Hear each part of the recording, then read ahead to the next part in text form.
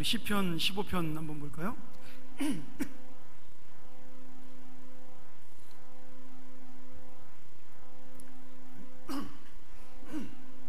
우리 1절부터 5절 마지막 절까지 한 절씩 교독하면서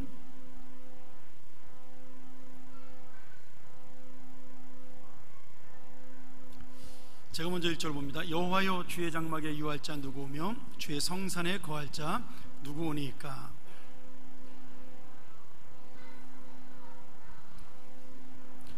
그 혀로 참소치 아니하고 그 벗에게 행악치 아니하며 그 이웃을 회방치 아니하며.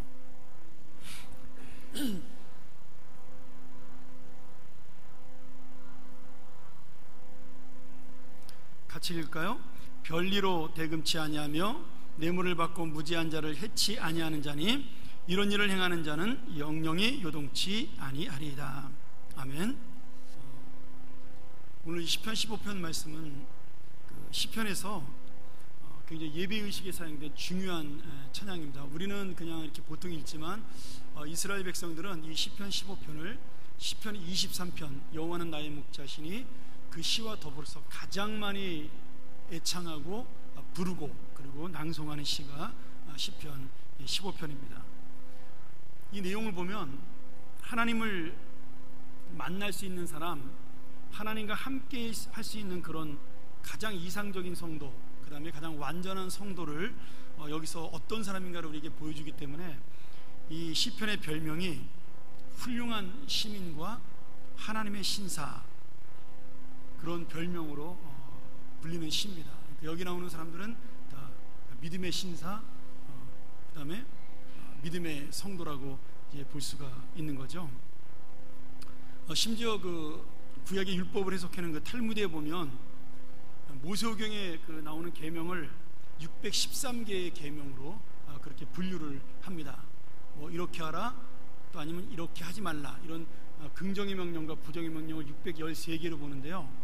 그 613개를 요약해 놓은 성경이 바로 이 시편 15편에 있다라고 이야기할 정도입니다. 그러니까 모든 것을 하지 말라라는 것을 지키는 성도들, 그 다음에 모든 것을 하나님의 말씀대로 하라는 것을 지키는 성도들이 바로 이 시편 15편에서 말하는 이 성도다, 이렇게 이야기를 하고 있는 거죠.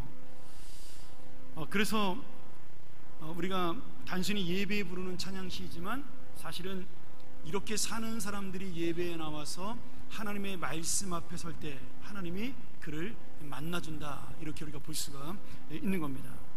자, 오늘 1절의 말씀에 보면 누가 하나님의 전에서 함께 머무를 수가 있느냐, 누가 하나님과 함께 살 수 있느냐로 시작이 되면서 그 자격을 가진 사람에 대해서 쭉 설명을 하고 있습니다. 뭐 정직한 사람, 뭐 여기 보면 굉장히 뭐 정확하게 설명하고 있죠. 공의롭고 비방하지 않는 사람, 친구에게 악한 일 하지 않는 사람, 이웃을 헐뜯지 않는 사람, 하나님을 무시하는 교만한 자는 멀리하고 하나님을 두려워하는 사람은 존경하는 사람, 약속은 손해를 보더라도 반드시 지키는 사람, 이웃에게 이자받지 않는 사람, 뇌물을 받지 않고 또 죄 없는 자를 해치지 않는 사람, 이렇게 2절부터 5절까지 굉장히 구체적인 하나님이 함께 할 수 있는 사람에 대한 설명을 하고 있습니다. 자, 근데 중요한 거는요, 이 하나님의 신사, 다시 말하면 믿음의 이 놀라운 성도가 결국 어떤 기준을 두고 만들어졌느냐라는 거죠.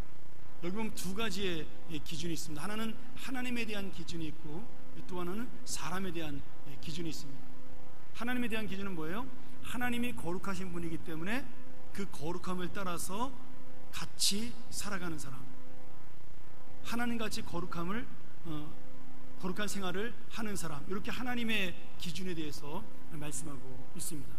그러니까 여러분, 우리가 지금 그리스도인이 믿음으로 살아간다라는 것은 결국 뭐냐면 하나님의 거룩함을 따라 살아가는 것을 우리에게 보여준다라는 거죠. 그럼 두 번째 기준은 사람에 대한 기준인데 그 기준이 나한테 있는 것이 아니라 다른 사람에게 있다라는 겁니다. 결국 이 시의 지금 대상이 누구냐면 내가 아니라 다른 사람에 대한 내 감정, 내 이익, 내 마음, 그리고 내 모든 삶에 대한 양보와 희생이 지금 이 시의 특징이라는 거죠.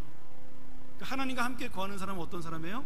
하나님처럼 거룩하면서 또 이웃에게는 양보하고 희생하며 사는 사람, 그 사람이 하나님과 함께 거할 수 있는 사람이다, 이렇게 이야기를 하고 있습니다. 제가 이 말씀을 보면서 어떻게 이렇게 살 수가 있을까? 여러분 한번 쭉 읽어보면 알지만 지금보다는 좀 덜 복잡하고 단순한 좋은 사람들을 이야기하고 있지만 실제로 지금 이 시대에도 이렇게 살기가 쉽지는 않는 거죠. 내가 내 감정을 죽이고 오직 하나님의 마음으로 이웃을 바라보고 내가 손해보더라도 양보하고 희생하는 것, 그거는 너무나 어렵게 살 수밖에 없는 그런 우리의 모습입니다. 근데 하나님을 믿는 사람은, 하나님의 거룩한 사람은 어떻게 이렇게 살 수가 있어요? 이 말씀에 나오진 않지만 결국 하나님의 은혜를 알고 하나님이 누군지를 알기 때문에 그 하나님이 누구신지를 아는 사람은 하나님 때문에 이렇게 살 수밖에 없다라는 겁니다. 그 하나님의 은혜를 받았기 때문에 나 역시도 하나님을 닮아가는 거룩한 삶을 살아가는 것이고, 그리고 하나님 뜻대로 살아가는 그런 몸부림을 치며 살아가는 그런 성도들을 이야기하고 있는 거죠. 우리가 이 말을 다른 말로 표현한다면 성숙한 신앙이다, 이렇게 볼 수가 있습니다. 근데 제가 이 말씀 보면서 로마서 12장이 생각이 났습니다. 제가 길어서 다 로마서 12장을 읽을 수는 없지만 이런 로마서 12장의 내용이 뭐냐면 로마서 그 10장까지의 내용이 예수 그리스도를 믿고 변화된 사람의 삶에 대한 이야기입니다. 그러니까 우리가 하나님의 은혜를 받았다, 예수 그리스도의 은혜로 변화가 되었다는 얘기를 8장 9장까지 하고 있고요. 그 다음 10장 11장을 넘어가면서 그러면 우리가 어떻게 살 것이냐에 대한 설명을 하는 것이 로마서 12장의 말씀이죠. 그래서 12장 1절이 어떻게 시작돼요? 너희가 거룩한 산제사를 드려라, 이는 너희의 드릴 영적 예배니라, 이렇게 말씀을 하고 있는 겁니다. 그러니 결국 지금 이 시편 15편의 말씀, 하나님의 뜻대로 사는 삶, 하나님과 함께 머무르는 삶, 결국 그것은 예배하는 삶이잖아요. 예배를 드리는 자의 모습이 어떠냐? 그 예배 드리는 자의 모습은 지금 이 교회로 끝나는 것이 아니라, 이 시간으로 끝나는 것이 아니라 나가서 거룩한 산제사와 영적 예배로 드리는 것이다. 그러면서 3절부터 장황하게 로마서 12장 3절부터 구체적으로 우리가 어떻게 살아야 될지에 대한 설명을, 이웃에 대하여 아니면 내 자신에 대하여, 내가 모시는 상전에 대해서 쭉 설명을 하고 있다라는 겁니다. 그러니 지금 여러분 이 예배에 대한 시, 다시 말하면 이 시편 15편을 우리가 다윗의 시지만 예배 때 부르는 시라고 부르는 것은 왜 그런 의미가 있어요? 예배는 이 시간, 찬양하고 기도하는 이 시간으로 끝나는 것이 아니라 내가 아까 부른 찬양대로 하나님을 예배하는 예배자가 될 때 바로 내 모든 삶이 하나님 앞에 예배로 전달이 돼야 한다는 겁니다. 그래서 저는 모르겠어요, 다르게 성경을 해석하는 분도 있겠지만 저는 시편 15편을 보면서 로마서 12장이 마치 시편 15편과 쌍둥이처럼 하나님의 그 성산에 거하는 자, 하나님의 성전에 거하는 자, 그 다음에 이 땅에서 하나님이 함께하는 자를 동시에 보여주는 예배, 그리고 제사, 그 모든 것이 삶에서 이루어지는 것으로 영적 예배와 그 다음에 우리가 삶에서 드린 이 예배가 함께 어울려주는 말씀이다라고 저는 생각이 들었습니다.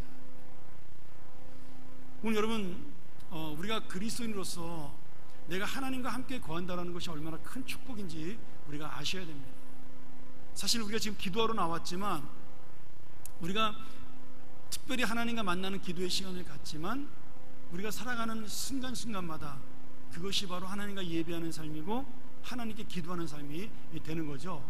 데살로니가전서 5장 16절 18절에 보면 제가 제일 좋아하는 말씀이기도 한데, 항상 기뻐하라, 쉬지 말고 기도하라, 범사에 감사하라, 이는 그리스도 예수 안에서 너희를 향하신 하나님의 뜻이다, 이렇게 설명하고 있단 말이죠. 여러분, 어떻게 우리가 항상 기뻐할 수 있어요? 어떻게 쉬지 않고 기도할 수가 있죠? 어떻게 범사에 감사할 수가 있어요? 결국 그 말씀은 뭐냐면 내가 지금 하나님과 날마다 함께 거하는 자의 삶을 이야기하고 있다는 겁니다. 하나님과 함께 거하는 자는 날마다 예배를 드리고 있기 때문에 그 예배 속에 사는 자는 기뻐할 수밖에 없고 기도하는 삶이 될 수밖에 없고 감사하는 삶이 될 수밖에 없다라는 거죠. 물론 예배 시간에 뭐 지루하기도 하고 졸기도 하는 분들에겐 좀 예배가 되는 얘기지만, 우리가 예배라는 것은 결국 제가 여러 번 여러분에게 설명드렸지만 예배는 축제의 의미가 가장 강합니다. 하나님을 만나는 잔치의 의미가 굉장히 강해요. 예배 속에는 치료도 있고 회복도 있고 그런 의미도 있지만, 실제로는 하나님을 찬양함으로 인해서 하나님의 영광의 잔치가 이 땅에서 미리 베풀어지고 벌어지는 거예요. 우리가 하나님과 손을 잡고 춤을 추며 하나님과 함께 기쁜 파티를 벌이는 것, 그것이 바로 예배의 가장 근본적인 의미입니다.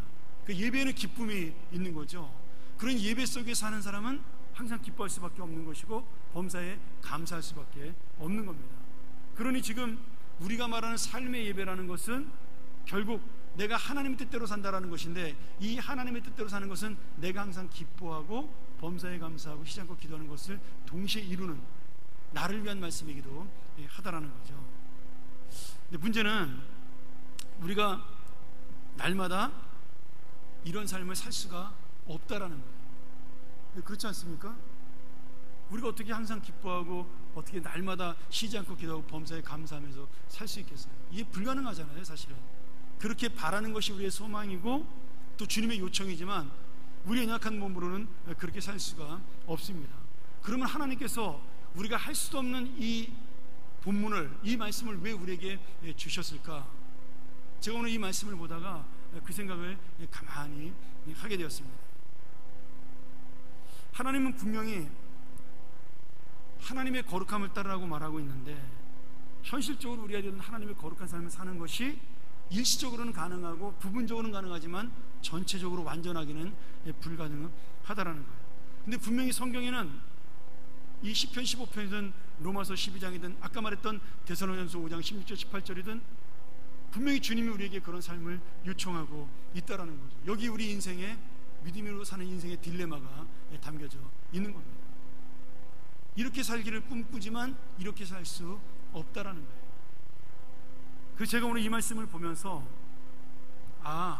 주님이 원하는 것은 바로 우리의 거룩함, 내가 완전히 거룩하진 않지만 그 거룩함에 도달하기 위한 하나님의 은혜를 붙잡고 사는 것이구나. 제가 그 사실을 오늘 이 말씀을 통해서 깨닫게 되었습니다. 여러분, 이렇게 하나님이 원하시는 거룩한 삶을 완전히 살 수 있는 분이 누가 있죠? 우리 예수 그리스도만이 가능합니다. 그러니까 결국 하나님과 거할 수 있는 거룩한 사람은 예수님밖에 되지 못하니까 내 자신은 내 힘과 능력으로 이렇게 살아갈 수 없는 연약한 자라는 사실을 하나님 앞에 철저하게 인정을 하고 나를 내려놓으면서 오직 예수 그리스도, 이렇게 사실 수 있는 예수 그리스도, 또 우리를 향하여 이렇게 사셨던 그 주님, 그 주님을 붙들라는 은혜의 말씀이죠. 여기에 기도에 놀라운 신비가 담겨져 있습니다. 제가 이 말씀만 하고 정리를 하죠. 여러분, 내가 기도하는 것이 직접 하나님께로 전달되는 것이 아니라, 물론 직접 전달되지만 우리가 신학적으로 예수님이 중간에서 우리의 기도를 들으시고 우리의 기도를 예수님이 하나님께 올려주십니다. 이걸 우리가 신학적 용어로 예수 그리스도의 대언이라 그래요. 우리 대신 하나님께 말씀해 주신다는 뜻이죠. 그래서 우리가 기도할 때 마지막에 예수님의 이름으로 기도합니다를 꼭 빠지지 않고 하는 겁니다. 그러니까 지금 내가 할 수 없는 기도, 내가 살 수 없는 삶, 그리고 내가 누릴 수 없는 기쁨, 이런 모든 것들, 나의 연약함 때문에, 나의 부족함 때문에 내가 깨닫지 못하는 그런 하나님 놀라운 진리의 비밀들, 이런 모든 것들을 내가 할 수 없기 때문에 누구를 의지한다는 거예요? 예수 그리스도를 의지한다는 겁니다. 그러면 주님은 우리가 하루하루 그 은혜를 가지고 나아갈 때 우리와 함께 하시면서, 우리는 그렇게 살 수 없지만 예수님이 우리 대신 그렇게 살아주시고 하나님 앞에 우리의 연약함을 항상 간구해 주신다는 거예요.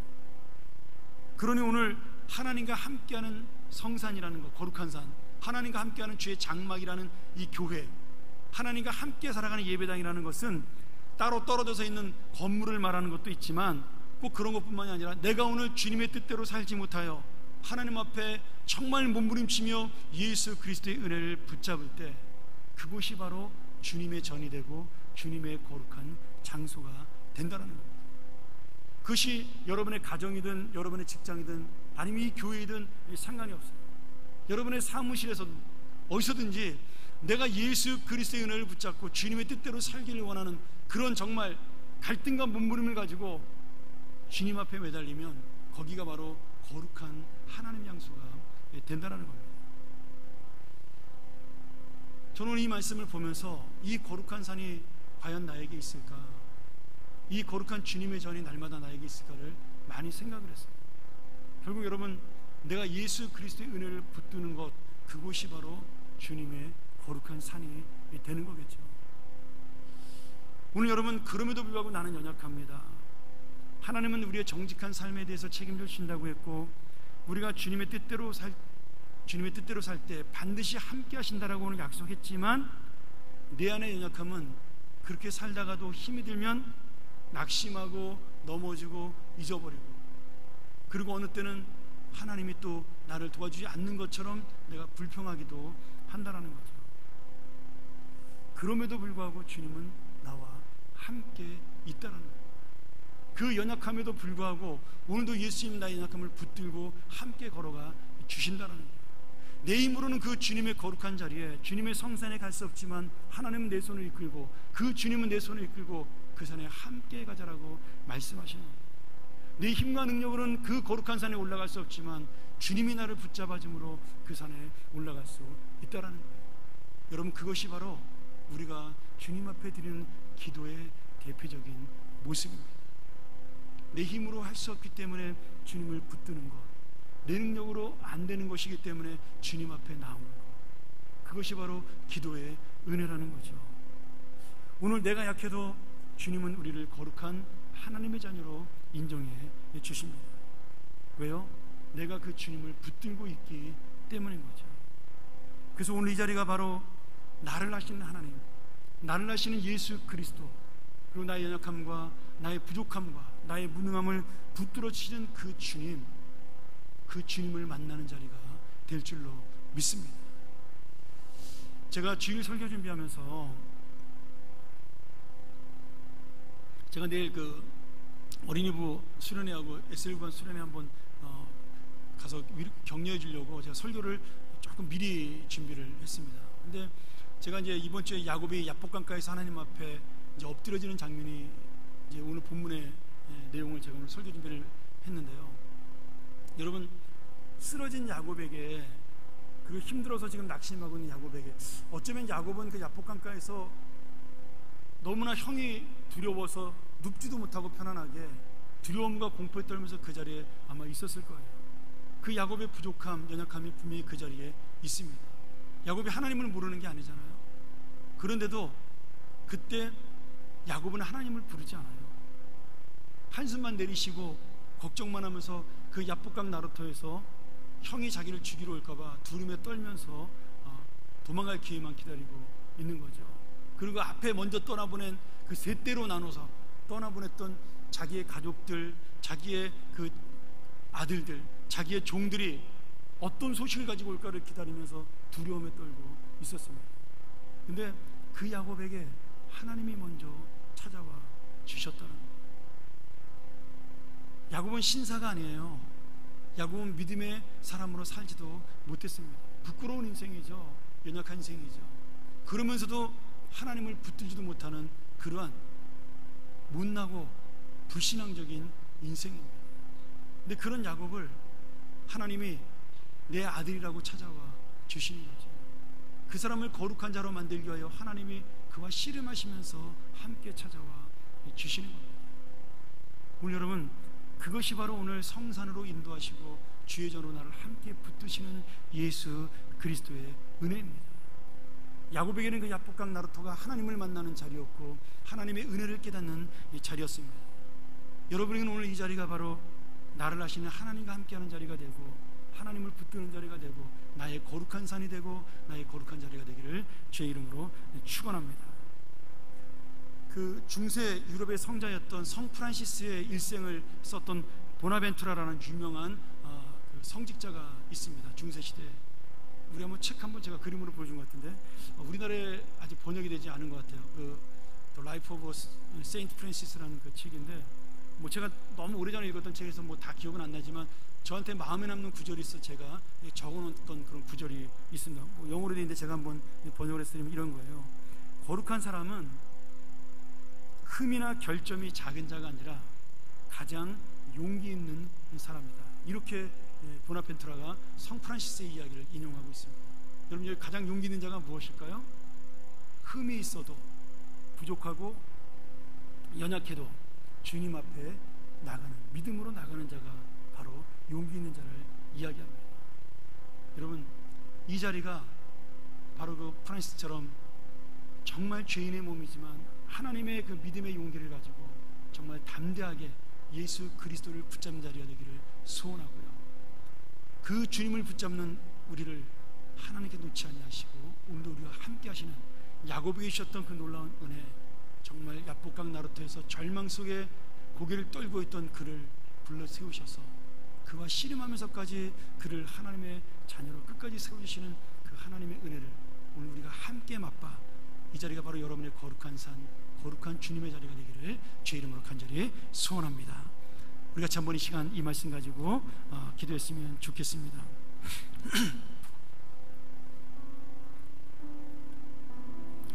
여러분, 우리는 날마다 연약하죠.